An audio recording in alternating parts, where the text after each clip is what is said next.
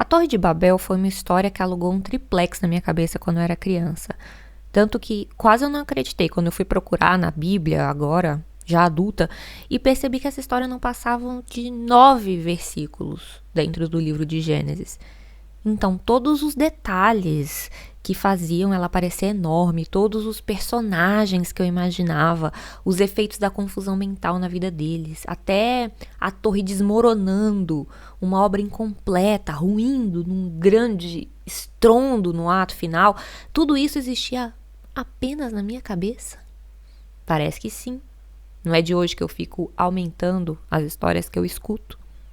O mito, conforme o que a Bíblia conta, é o seguinte: muito tempo atrás, todas as pessoas do mundo falavam o mesmo idioma. Todas as pessoas do mundo, no caso, era uma galera bem pequena, já que tinha rolado um dilúvio que varreu a humanidade da face da terra, só sobraram os descendentes de Noé. Essa galera encontrou um planaltão no meio do nada e resolveu, vamos ficar aqui, vamos construir uma cidade. Mais que construir uma cidade, eles queriam construir uma torre que alcançasse os céus e com esse monumento fazer o nome deles. Uma grande obra para ficarem para a história. Com muito trabalho coletivo, a motivação lá em cima, muito tijolo de barro cozido, muito betume para usar de argamassa, esse povo começou a erguer a torre. Até que Deus, do alto do seu tédio cósmico, cansado de ver, estrelas explodindo em câmera lenta, desceu dos céus para ver o que aquelas pessoinhas estavam aprontando. Já fazia um tempo desde que a terra tinha secado, era bom ir lá dar uma conferida. Foi quando ele viu aquela obra a todo vapor, chegando mais alto do que ele imaginava que elas fossem capazes de ir, e pensou, rapaz, essa gente unida vai me dar dor de cabeça? Estão achando que podem fazer tudo sem limites? Nada disso. Aqui a arrogância não se cria. E aí, com um zap, ele mandou uma onda de confusão que fez as pessoas começarem a falar línguas diferentes umas das outras. E assim Deus criou a profissão de tradutor e os cursos do CCAA, tudo num só golpe. Atordoadas, as pessoas não conseguiam mais entender, não sabiam mais o que o chefe de obras queria que elas fizessem, onde despejar aquela areia, ou como se organizar para o trabalho. E aí foi ficando inviável continuar uma obra daquele porte, se até as tarefas do dia a dia e as relações foram ficando impossíveis naquela grande Babel, que para os hebreus era uma palavra para confusão. Como se diz em alemão, eine große Confusion. No final da história, as pessoas não tiveram outra escolha senão desistir daquele empreendimento. Em vez de viverem concentradas numa cidade de arranha-céus, tiveram que se espalhar sobre a terra. Eu sei que tem quem leve a Bíblia muito ao pé da letra, ao ponto de achar que é um livro de regras ou um registro histórico confiável, que foi realmente assim que surgiram os diferentes idiomas. Eu prefiro olhar para a Bíblia como uma obra literária. Então, não deixa de ser também um registro histórico, né? Ao menos do imaginário de um povo que estava contando aquelas histórias por um motivo, buscando o sentido no mundo através delas, como a gente faz até hoje. Como qualquer obra literária, pode ser uma porta de acesso para o pensamento de uma época, para a mente das pessoas que a escreveram. E como qualquer obra literária, também tem o potencial de dizer algo sobre quem está lendo, sobre a nossa época, os nossos pensamentos, através desse processo muito louco de fazer ficar de pé a palavra que está deitada, de colocar ela para dançar. Esse processo também chamado de interpretação, o superpoder do leitor. Eu não preciso acreditar em Deus para mergulhar nas metáforas dessas histórias, tentar descobrir o que elas me dizem. Assim como eu não preciso acreditar em um narrador para que a narrativa que ele conta me afete. E o que sempre me intrigou nessa história da Torre de Babel, que fez ela ficar na minha cabeça todos esses anos, foi esse mito de origem do desentendimento. que é um tema que até hoje mexe muito comigo. E na Bíblia, o desentendimento é apresentado como uma punição. O ser humano não se entende porque um dia foi arrogante demais, não tenha deixado de ser, mas agora com a complicação de fazer isso em mais de 6.000 idiomas. Porque nessa história, Deus viu como um problema as pessoas se entendendo, cooperando, tendo um objetivo em comum, construindo algo grande? Por que teve que embaralhar as coisas? Como teria sido o resto da Bíblia se o tempo todo as pessoas se entendessem e falassem a mesma língua? Talvez um livro com menos chances de se tornar um best-seller? A Torre de Babel nunca chegou a tocar os céus, mas levantou várias perguntas. Houve um dia uma língua da qual se originou todas as outras? Por que o ser humano fala tantas línguas diferentes? Tiveram outras culturas que tentaram explicar essa particularidade humana? Tem alguma outra interpretação para essa história que eu não estou conseguindo ver? E talvez a maior dúvida da minha vida: por que, ainda que falem a mesma língua, as pessoas não se entendem? Não, essa não vai ser uma aula de catequese. Essa vai ser uma escritora, de novo, em situação de procurar respostas.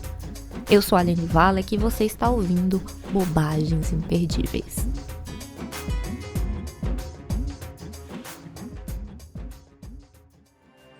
Ochkochik waral, ronoher tolonik siminik, ochrinapé kochawik.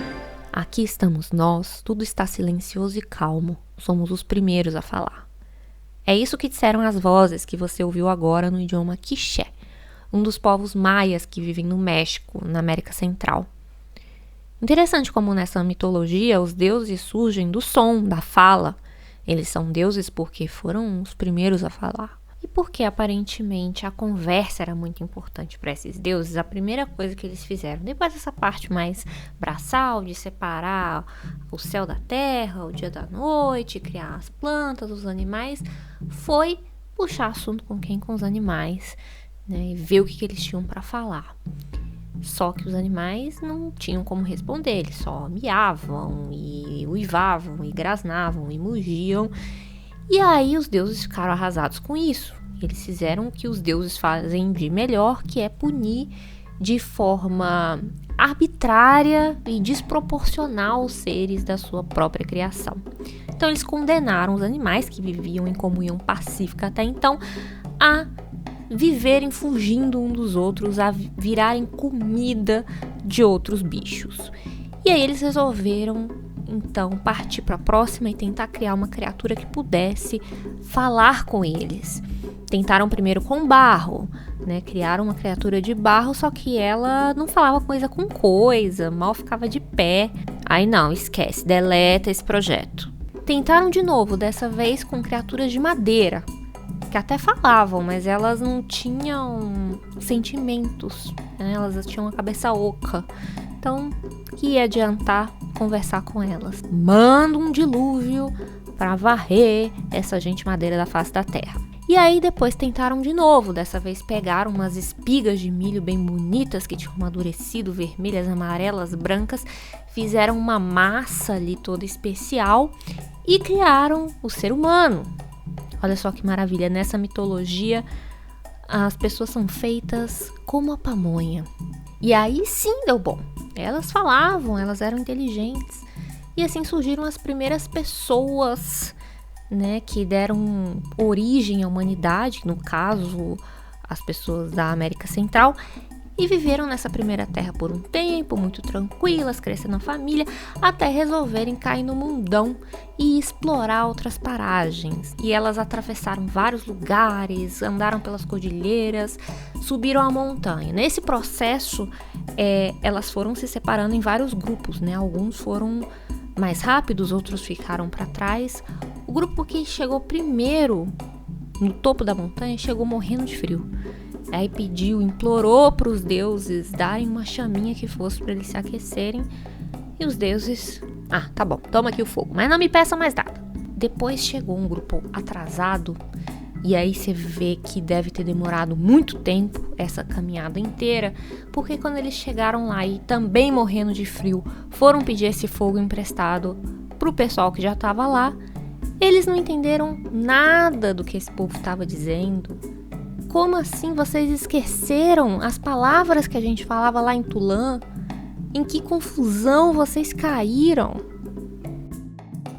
A situação de paz e harmonia dos Quiché se desmanchou nesse episódio da confusão dos idiomas, que acabou servindo de explicação para a origem dos conflitos entre os diferentes grupos Quiché e também para a formação dos grupos linguísticos quicheanos, que por sua vez estão dentro da família linguística maia. Esse idioma é falado por aproximadamente 1 milhão de pessoas na Guatemala e cerca de 580 falantes no México ainda hoje.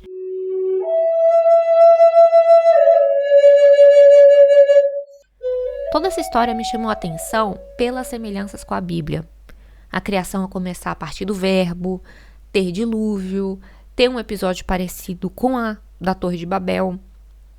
Essa história da criação está descrita no Popol Vuh, que é o livro sagrado maia. Assim como a Bíblia, o Popol Vuh é o registro escrito de histórias que eram transmitidas oralmente entre os povos maias Quiché. A versão mais antiga do Popol Vuh, que chegou aos dias de hoje, foi transcrita em espanhol por um frei dominicano em 1701.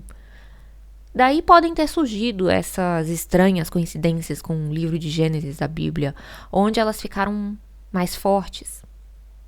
Não se sabe quantas histórias originais foram modificadas nesse processo de ganhar novas versões, traduções, mas também penso no quanto essas histórias mudavam quando eram contadas oralmente, antes mesmo dos colonizadores chegarem, passando de boca em boca, dos pais para as crianças, dessas crianças depois para os seus netos.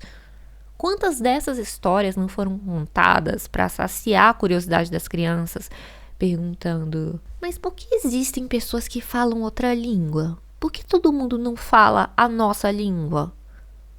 O tipo de coisa que os adultos não sabem e aí inventam. Então, muito tempo atrás, as pessoas estavam subindo uma montanha. Ou então, teve uma vez o povo que resolveu construir uma torre bem alta. Cada cultura teve que encontrar uma resposta para essa dúvida. Na versão bíblica, é interessante notar como o desentendimento veio de uma vez. Vrau! Deus lançou lá de cima para dispersar as pessoas confusas sobre a terra. Já no Popol Vuh, o desentendimento veio com o tempo e a distância, um processo longo gerado pelo processo de migração, que também foi o que fez as pessoas se espalharem pela terra. A versão maia é a que mais se aproxima das descobertas da linguística. Os sons e os sentidos das palavras foram evoluindo com o tempo, transformando-se até chegar em idiomas bem diferentes. Um processo lento, gradual, que atravessou gerações, mas que deixa vestígios nas línguas que as pessoas falam. Foi assim que linguistas descobriram o parentesco entre idiomas bem diferentes. É como rastrear antepassados na árvore da evolução biológica e perceber, por exemplo, que baleias e vacas têm um ancestral em comum. Várias línguas que parecem não ter nada a ver uma com a outra saíram do mesmo tronco. Por exemplo, o português que a gente fala e o hindi, o idioma que falam na Índia, estão ligados. Algumas palavras são até parecidas, como chave, chabi, mesa, mez, ou câmara. câmara. Ainda que sejam parentes distantes, são idiomas que partiram do mesmo tronco linguístico, o tronco indo-europeu. O idioma nativo de metade da população do mundo hoje veio desse tronco. Mas ele não é o único. O idioma humano está mais para um bosque com várias árvores, umas maiores e outras menores, do que uma grande e solitária árvore de onde saem todos esses galhos. Por exemplo, o hebraico, a língua original da Bíblia, pode ser encontrada no grande tronco afroasiático, no ramo semítico, onde também floresce o árabe. Já o quiché é um dos galhos do tronco maia, E as línguas ameríndias estão espalhadas entre tantos troncos diferentes como o macro-G, o tupi, o quechua, que parecem até uma grande floresta. Mas a busca pela grande e solitária árvore, o idioma mãe que teria dado origem a todos os outros, nunca parou. Alguns linguistas chegaram perto.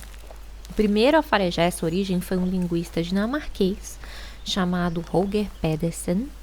Em 1903 ele começou a esboçar essa ideia, quando ele foi puxando o fio da palavra em turco para ganso, e aí foi chegando numas relações com línguas germânicas que são de um tronco bem diferente.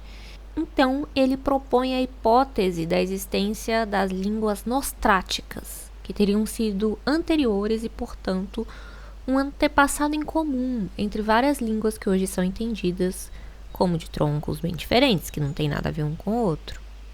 Mas no próprio artigo em que ele lança essa hipótese, ele decide não se aprofundar muito no assunto. Quem faz isso, lá pelos anos 60, é um linguista russo, o Vladislav Ilyich Sivitich, que desenvolveu bem mais essa hipótese, propôs um sistema fonético, indicou quais famílias linguísticas teriam se derivado dessa mesma protolinguagem, localizou no tempo e no espaço, sugerindo que fosse a língua falada há 10 mil anos na região do Cáucaso, ali a área entre a Europa Oriental e a Ásia Ocidental. Mas ele morreu deixando várias pontas soltas nesse trabalho.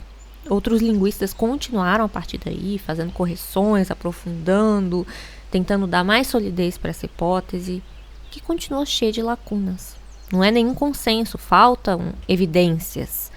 Então, ainda não é possível dizer se ela realmente existiu, se foi a língua que gerou todas as outras, ou se existiu ainda uma família linguística ainda anterior a ela. Ainda que essa hipótese pudesse ser comprovada e a gente soubesse do momento em que existiu apenas um só idioma entre os seres humanos, será que é possível dizer que nesse momento, nesse idioma único, as pessoas se entendiam?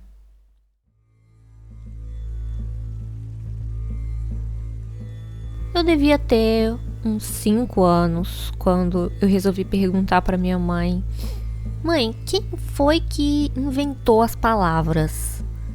Eu lembro da minha mãe parar, pensar, fazer aquela cara de quem tá fazendo download de tudo que aprendeu na escola para tentar achar uma resposta, e então dizer algo como: foram os antigos sumérios. E eu emendar: tá, mas quem foram os sumérios? E ela responder: era um povo que vivia no deserto. E eu começar um looping de perguntas, até provavelmente chegar no Gênesis, na Bíblia, e o homem dando um nome para as coisas. Um começo inventado, porque o verdadeiro começo foi ainda mais antigo, contado em uma língua há tanto tempo esquecida que provavelmente nem tem existido. Agora, como eu podia já ter esse tipo de dúvida antes mesmo de saber ler, eu não sabia que as palavras é que carregavam significados. Eu achava que ler era procurar os desenhos que os espaços vazios entre as letras formavam. De alguma forma eu estava certa. A leitura é interpretar esses espaços vazios, preencher os buracos de significados. A Bíblia então parece um queijo suíço, cheio de buracos. Muitos desses deixados pelo tempo, pela distância, com as primeiras pessoas que contaram essas histórias. Outros pelas inúmeras versões e traduções que surgiram pelo caminho. Buracos que são preenchidos por cada um ou por cada época de uma forma diferente, algumas de formas bem nocivas, aliás. Mas a beleza das histórias esburacadas é que é justamente por essas lacunas que elas continuam a viver, conversando com leitores através das gerações. E lá fui eu, em busca de outras peças para encaixar nesses buracos. Para isso, pedi ajuda. Chamei a Ariela K., autora de uma das minhas newsletters favoritas, a Diletante. Ela escreve lá, entre outras coisas, sobre a Bíblia, de uma perspectiva literária. E isso me abre vários horizontes. Eu vou deixar o link na descrição desse episódio para você conhecer. Antes de desdobrar as interpretações possíveis para esses 9 versículos, a Ariela primeiro me explicou o contexto no qual eles foram criados. Se você imaginar que a Bíblia é, na verdade, uma colcha de retalhos, de histórias que se formaram por 1000 anos. Então, é um projeto coletivo dos mais bacanas. A gente não tem ideia de por quantas mãos e por quantas bocas essas histórias rolaram. Porque elas rolaram, provavelmente, oralmente, por séculos, até que foram colocadas por escrito, e isso os especialistas falam que rolou mais ou menos no ano 500, antes da Era Comum, antes de Cristo, que é quando os judeus estavam no exílio babilônico. Os reinos hebreus tinham o hábito de cair. Então, o primeiro império que tentava conquistar, caía sempre. Então, caiu para os egípcios, caiu para os assírios, caiu para os babilônios. E quando caiu para a Babilônia, o que a Babilônia fez para não ter revoltas foi pegar a elite judaica da época e mandar para a Babilônia, deixar lá, e contando que o povão que ficou nas terras não ia se rebelar sozinho. Então chegou um bando de caipira, de jeca, do reino da Judéia, na Babilônia, que tinha aquelas torres imensas, e eles falaram, putz, vamos manter essas histórias aqui. Essas histórias que o povo já contava fazia um tempão, que tinha origens, inclusive, em outros povos. A Torre de Babel, a proto-história da Torre de Babel veio dos sumérios. Então, é anterior aos hebreus. Eles pegam essas histórias, filtram pela experiência passada e pela experiência presente e reinterpretam. Então, se você pensar que a Torre de Babel é a história desses judeus exilados, que estão na Babilônia, vendo esse absurdo de o que era uma metrópole da época, que eram muito avançadas, e falando, como que eu vou lidar com isso aqui? Tem todo um viés anti-imperialista na história. Porque eles estão pensando o seguinte, o mundo está cheio de línguas e de costumes, entre eles os dos hebreus. E quando passam esses impérios, eles tratoram tudo que tem na frente deles. É que nem o Império Americano, hoje que nem já foi o Império Inglês. A primeira coisa que o Império faz é tentar impor os seus costumes, a sua língua, a sua moeda. Ou mesmo quando ele não impõe oficialmente, a gente acaba sendo muito sugado. Tipo, a gente hoje é muito sugado por tudo que é conteúdo em inglês. Esse ato dos hebreus é muito, tipo, #resistência, em relação a essa uniformização forçada. Então, é uma grande rebeldia em relação a essa força que quer fazer as coisas serem únicas. E essa interpretação é mais judaica, mas é o Deus que entra na história para falar não para os impérios. Você não vai impor uma língua única, não vai impor um costume único. As coisas são múltiplas, as coisas vão permanecer múltiplas. Então, tinha mais por trás dessa história. Se a gente levar em consideração a perspectiva da qual ela é contada, quem é que estava narrando, é uma recusa à dominação. Porque quando os sumérios criam a língua escrita, o que eles criaram chama cuneiforme, que é um idioma escrito super não prático, porque ele não é fonético, ele não busca reproduzir a fala. Cada palavrinha é uma imagem, e os símbolos, de fato, eram carimbinhos. Então, o jeito que se escrevia pegava o carimbinho da ovelha e você colocava manualmente em cima da argila. E assim que você marcava a escrita. E o cuneiforme foi o jeito de escrever por 2000 anos. Quando caem esses impérios, quando cai a Babilônia em específico, o cuneiforme para de ser a língua franca. Então, as pessoas tinham a linguagem diplomática, como era o latim, por exemplo, como já foi o francês, como hoje é o inglês, era o cuneiforme, era a língua que todo mundo falava, era o que trazia essa linguagem comum. E quando cai o cuneiforme, é o que a Torre de Babel está lidando, tipo, o que é esse mundo que a gente não fala a mesma língua? E ao mesmo tempo tem um viés negativo, que é tipo, as línguas se confundiram, mas tem esse viés positivo também, do que somos múltiplos e devemos continuar múltiplos. Então, a Torre de Babel, se a gente for ver essa história única, que é o capítulo 11, a gente tem uma interpretação, que pode ser essa do hubris, pode ser essa da criação da linguagem, essa questão que eu acabei de mencionar, meio anti-imperialista. Mas logo antes, se a gente for ver o texto bíblico, a linguagem já tinha sido criada. Então, se você chegar no finalzinho do capítulo 10, Noé teve vários descendentes, e cada descendente já criou uma língua. Então, Babel chega justamente para derrubar as línguas que já estavam criadas. Isso reforça a ideia de que não é que Babel é só a origem das línguas. A história de Babel é, de alguma forma, uma polêmica contra alguma coisa, porque as línguas já estavam criadas, e Babel chegou para uniformizar. Se isso é uma polêmica contra o quê?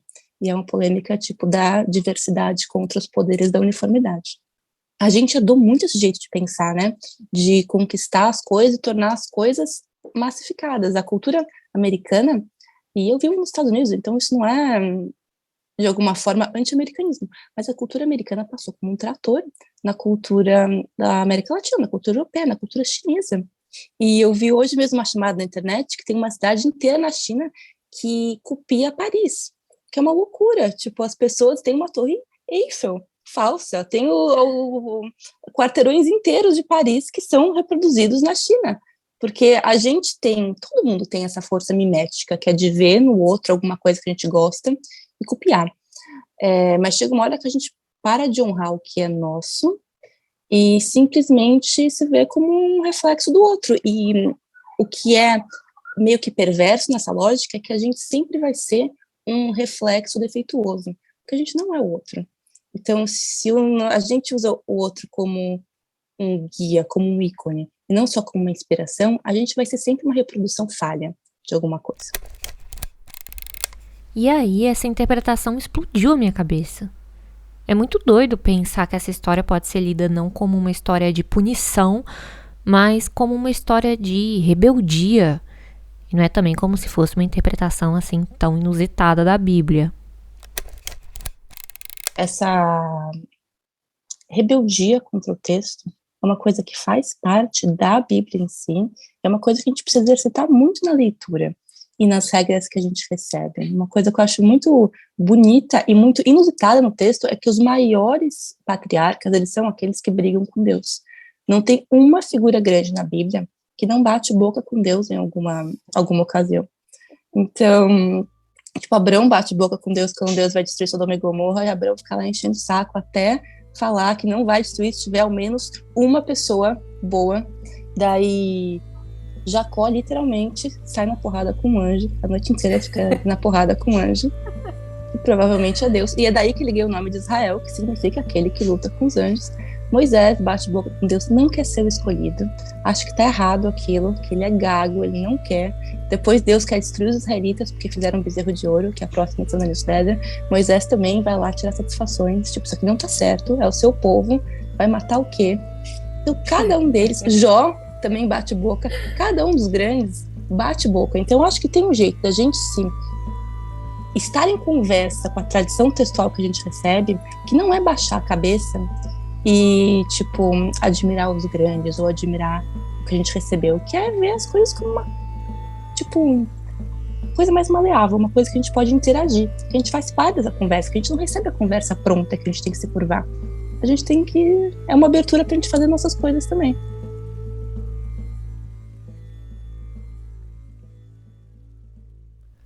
No momento, eu tô no processo de aprender uma língua nova. Aqui do meu lado, 2 cadernos cheios de palavras em alemão que eu tô conhecendo, tentando absorver, tornar minhas.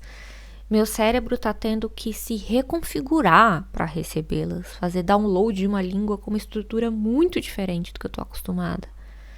Ai, onde é que eu fui me meter? Um tronco tão distante da minha língua mãe. Não por acaso, a história da Torre de Babel voltou a habitar minha cabeça. Eu tô vivendo naquela confusão que as pessoinhas da Bíblia experimentaram nesse episódio. Esse processo de adquirir linguagem de novo, meio que do zero, me ajudou a perceber algumas coisas. Uma delas é de que a diferença de idiomas pode até complicar a comunicação, mas não é uma barreira intransponível. Dá para atravessar para o território do outro, tropeçando, confundindo palavras, errando nas pronúncias, mas é possível. É como no Popol Vuh. Você começa a aprender um idioma como se fosse uma criatura de barro. Não dá para entender nada do que você fala. Depois como criatura de madeira, que até fala, mas não consegue expressar tudo o que pensa. Até atingir a fluência da criatura de pamonha, é um longo caminho. Mas enquanto isso, a gente encontra um jeito de se comunicar. Usa gestos, aponta para o que quer, tenta em um idioma que seja o caminho do meio. É doido ver como o entendimento acontece, apesar das diferenças de língua, de cultura. Conseguir se comunicar não é tanto chegar na precisão, mas ir em direção a ela. É um movimento de aproximação. Eu fiquei refletindo muito nas palavras da Ariela. Somos múltiplos e devemos continuar múltiplos. Penso em como a conversa se empobrece quando todo mundo tenta chegar na unanimidade, em gostar das mesmas coisas, em consumir as mesmas referências, em só falar sobre o que todo mundo conhece, em sermos iguais. A loucura de tentar construir Torres de Babel continua até hoje. Eu penso então no que a Torre de Babel significa agora, para mim, tendo tudo isso em mente. Não, as pessoas terem começado a falar línguas diferentes nunca foi uma punição. É como se Deus, nessa história, quisesse mostrar que a verdadeira grande obra não é a que a gente constrói para cima, em direção aos céus, para mostrar como somos fodas.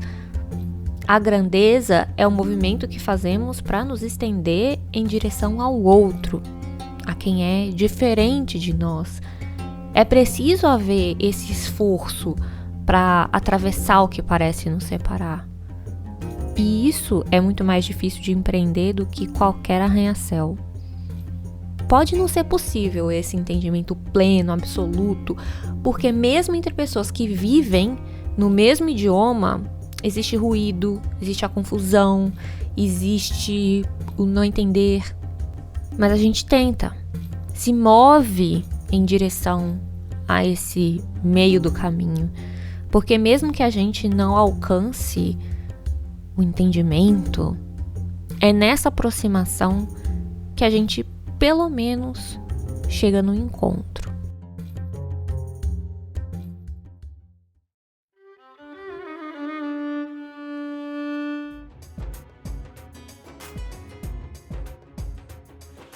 Agradeço muito a você que ouviu até aqui. E se você gostou desse episódio, eu recomendo ouvir também o episódio 1.20, O Poder da Palavra. Volta aí alguns episódios, é lá na primeira temporada. Conversa muito com o que eu contei aqui, complementa algumas lacunas que essa história de hoje deixou pelo caminho. Já o desentendimento continua como um mistério em aberto para mim. Por que as pessoas não se entendem? Desconfio que eu vou acabar voltando a esse assunto mais vezes. E se eu posso fazer esses percursos narrativos, é porque eu conto com o apoio de centenas de pessoas muito generosas que tornam possíveis toda a pesquisa, o tempo de trabalho, o cuidado que eu posso ter com esse podcast. Você pode apoiar também, com o valor que quiser, pelo tempo que puder, em apoia.se/Aline Wallach, apoia-se/Aline Wallach, onde você pode ver também quais são as recompensas. E para você que me apoia, o meu salve especial com muito amor. Saiba que você é incrível. Muito agradecida por você continuar apostando na curiosidade, na imaginação, no poder das histórias. Um beijo, a gente se encontra no próximo episódio. E lembre-se, jamais confie no narrador.